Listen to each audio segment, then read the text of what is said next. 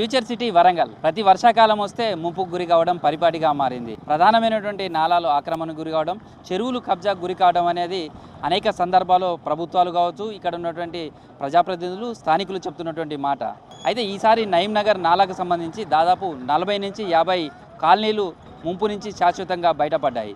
నయీం నగర్ నాలా పైన విస్తరణతో పాటు బ్రిడ్జి నిర్మాణాన్ని కూడా రికార్డు టైంలోనే పూర్తి చేశారు. ఈ నెల 9వ తారీఖు నాడు ముఖ్యమంత్రి రేవంత్ రెడ్డి చేతుల మీద ప్రారంభించనున్న నయీం నగర్ నాలాపై నిర్మించిన బ్రిడ్జి రిటర్నింగ్ వాల్కు సంబంధించిన పనులు ఏ విధంగా పూర్తవుతున్నాయో తెలుసుకునే ప్రయత్నం చేద్దాం.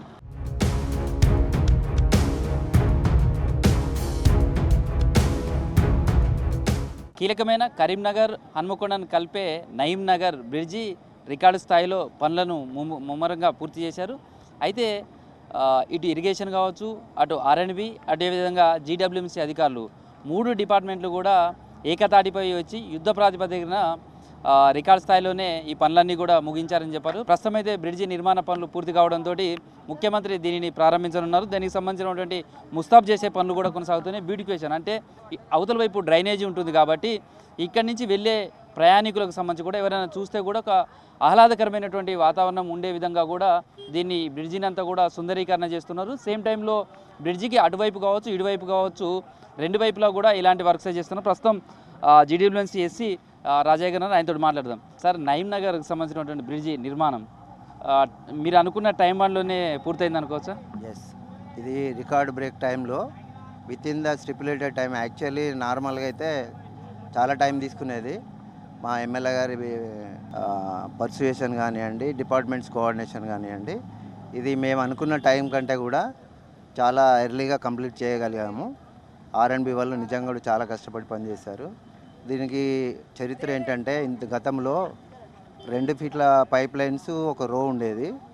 ఆ రో ద్వారా ఈ నీళ్లు పోయే మార్గం లేక ఎవ్రీ టైం ఎప్పుడైతే నీళ్లు వర్షం వస్తుందో, చిన్నపాటి వర్షం వచ్చినా కూడా దీని అప్ స్ట్రీమ్లో, దీని డౌన్ స్ట్రీమ్లో ఈ నయీం నగర్ మెయిన్ రోడ్ ఏదైతుందో కరీంనగర్ రోడ్డు, ఆ రోడ్ కూడా మొత్తం సమ్మర్జ్ అయ్యి లాస్ట్ ఇయర్ అయితే మొత్తం ఈ డివైడర్ కూడా మొత్తం కొట్టుకుపోయింది. ఫ్లో అంత ఉండేది. ఆల్మోస్ట్ ఫస్ట్ ఫ్లోర్ వరకు కూడా నీళ్ళు వచ్చాయి. మేము బోట్లు వేసుకొని కూడా నీళ్ళు అందించడం నీళ్ళు కానీ ఆహారం కానీ అందించడం జరిగింది. ఈ నయీం నగర్ బ్రిడ్జ్ మీద ఉన్న పైప్ల వల్లనే మనకు మేజర్గా ప్రాబ్లం క్రియేట్ అయ్యేది.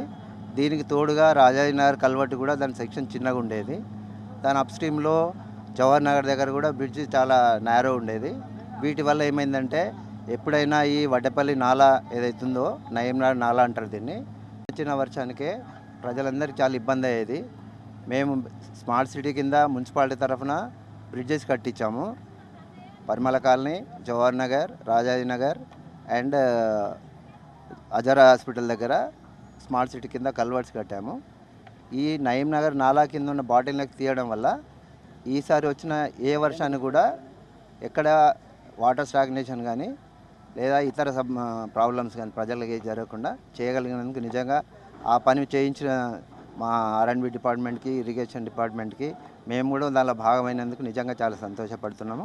ఈ బ్రిడ్జి నిర్మాణం పనులు మొదలుపెట్టేటప్పుడు కూడా చాలామందికి అనుమానాలు ఉండేది. అంటే ఇదంతా కూడా వర్షాకాలంలో పూర్తవుతుందా, లేకపోతే అసలు చాలా బ్రిడ్జెస్ నిర్మాణం చేస్తే చాలా లేట్ అవుతూ ఉంటుంది.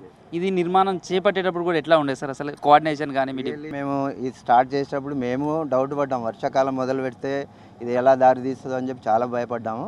కానీ ఆ వర్షాకాలాన్ని కూడా లెక్క చేయకుండా ఆ శ్రీనివాస యాదవ్ అనే కాంట్రాక్టరు ఆ వర్షం వచ్చిన రోజును మినహాయించి మిగతా టైంను పగడ్బందీగా ప్లాన్ చేసుకొని డే అండ్ నైట్ కూడా కష్టపడి ఈ బ్రిడ్జ్ కంప్లీట్ చేయడం జరిగింది.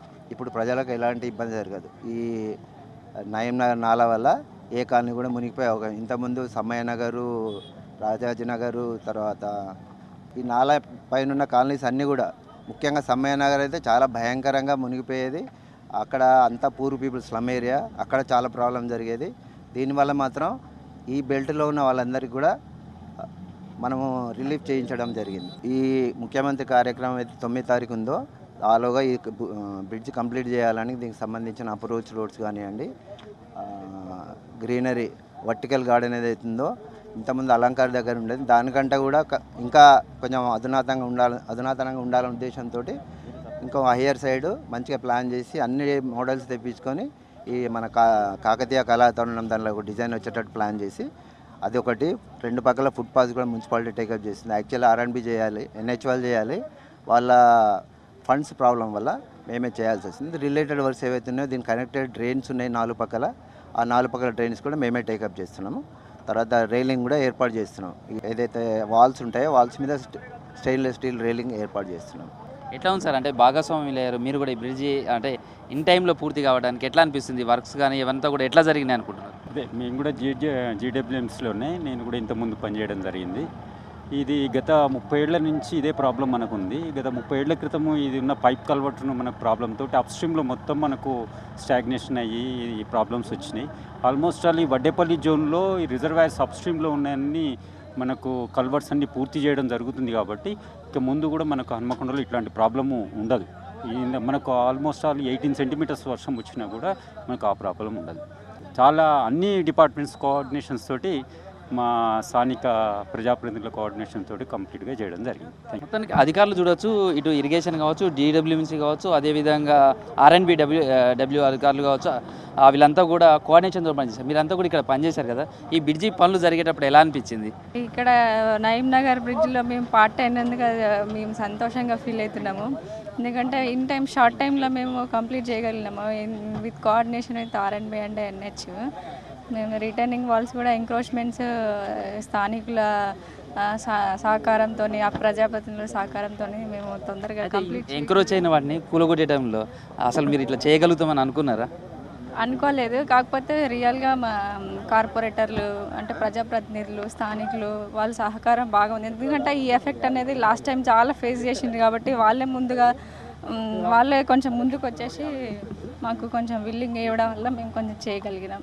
ఈ వర్క్స్ స్టార్ట్ చేసినప్పుడు మళ్ళీ ఇప్పుడు రెడీ అవుతుంది ఇనాగ్రేషన్కు, ఎట్లా అనిపిస్తుంది ఈ టైం, ఈ పీరియడ్ అంతా కూడా?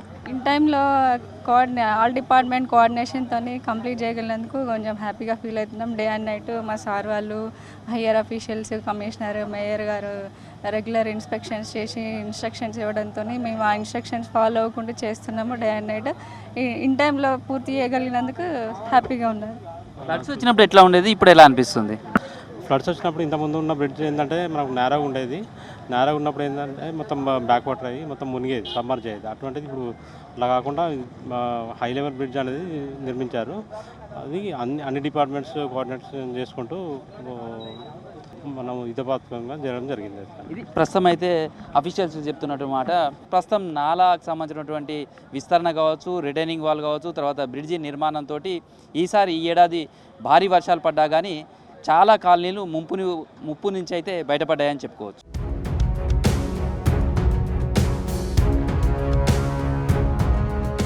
హైదరాబాద్ తర్వాత అతిపెద్ద మహానగరం వరంగల్. హైదరాబాద్ ఏ విధంగా మునుగుతుందో వరంగల్ కూడా ప్రతి వర్షాకాలం వస్తే అలాగే ముంపుకు గురవుతుంది. హనుమకొండకు సంబంధించి ప్రధానమైనటువంటి నాలాగా చూస్తే నయీం నగర్ నాలా. దీని కింద రెండు వైపులా, ఇటు నాలాకు సంబంధించి రెండు వైపులా కూడా దాదాపు 40-50 కాలనీస్ ఉంటాయి. ప్రతి ఏడాది కూడా వర్షాకాలం వచ్చిందంటే నయీం నగర్ నాలా ఉప్పొంగడం, ఆ తర్వాత ఇక్కడ ఉన్నటువంటి అనేక కాలనీలు వరద ముంపులో గురవుతాయి. దీంతో రోజుల తరబడి కూడా ఈ జల దిగ్బంధంలో చిక్కుంటాయి. ఇది ప్రతి ఏడాది కూడా నయీం నగర్కు సంబంధించినటువంటి నాలా పరిధిలో ఉన్నటువంటి ప్రాంతాలన్నీ కూడా, కాలనీలన్నీ కూడా ఇదే పరిస్థితిని ఎదుర్కొంటున్నాయి. ఈ నేపథ్యంలోనే అనేక సార్లు ఇక్కడ రిటర్నింగ్ వాల్ కావచ్చు, నాలాల విస్తరణకు సంబంధించినటువంటి ప్రతిపాదనలు వచ్చినా అనేక రకాల ఒత్తిళ్లతోటి అడుగు ముందు పడలేదు. కానీ ఈసారి మాత్రం ముఖ్యమంత్రి రేవంత్ రెడ్డి ఇలాంటి వాటి మీద ప్రత్యేక దృష్టి పెట్టారు. దీని సమయంలోనే స్థానిక ఎమ్మెల్యే నారాయణ రెడ్డి కూడా ప్రధానమైనటువంటి సమస్యకు ఒక పులి స్టాప్ పెట్టాలనేది భావించారు. అందులో భాగంగానే ఒకటేమో నయీం నగర్కి సంబంధించినటువంటి నాలా మీద ఉన్నటువంటి బ్రిడ్జికి సంబంధించి, ఇది కరీంనగర్ టు హన్మకొండకు కలిపేటువంటి ప్రధానమైన బ్రిడ్జి. లాస్ట్ ఇయర్ కూడా ఈ బ్రిడ్జి రెండు వైపులా కూడా వాటర్ ఫ్లోకు దెబ్బతిన్నటువంటి పరిస్థితి. ప్రతిసారి కూడా వర్షాకాలం వస్తే ఇలాంటి పరిస్థితి ఉంటుంది, రాకపోకలకు ఇబ్బంది ఉంటుంది. ఈ నయీం నగర్ బ్రిడ్జి దాదాపు 40 ఏళ్ల క్రితం కట్టినటువంటి బ్రిడ్జి ఉండేది. దాంతో 2 తూములు ఉండేవి. దాంతో ఆ వరద ఫ్లోట్ తట్టుకోలేకపోవడం వల్ల ఈ కాలనీలన్నీ ముంపుకు గురయ్యాయి. తర్వాత అది ఒక విధంగా చెప్పాలంటే లో లెవెల్ బ్రిడ్జిగానే మారిపోయింది కాలానుగుణంగా. దీంతో హై లెవెల్ బ్రిడ్జి కావాల్సిన అవసరం ఉండే. దీన్ని 8.5 కోట్ల రూపాయలతోటి నూతన బ్రిడ్జిని రికార్డు స్థాయిలో దీన్ని సకాలంలో పూర్తి చేశారు. ఇంకా 2-3 వర్క్స్కి సంబంధించిన కనుక పూర్తి అయితే హనుమకొండ దాదాపుగా శాశ్వతంగా ముంపు నుంచి బయటపడడానికి అవకాశం ఉంది. ఈ బ్రిడ్జిని కూడా ఈ నెల 9వ తారీఖు నాడు ముఖ్యమంత్రి రేవంత్ రెడ్డి ప్రారంభించున్నారు. ప్రస్తుతం అయితే ఈ బ్రిడ్జి నిర్మాణ పనులు అయితే శరవేగంగా పూర్తి కావడంతో స్థానికుల్లో కూడా హర్షం వ్యక్తమవుతుంది. వీడియో జర్నలిస్ట్ రమేష్తో కృష్ణమోహన్, V6 న్యూస్, హన్మకొండ నుంచి.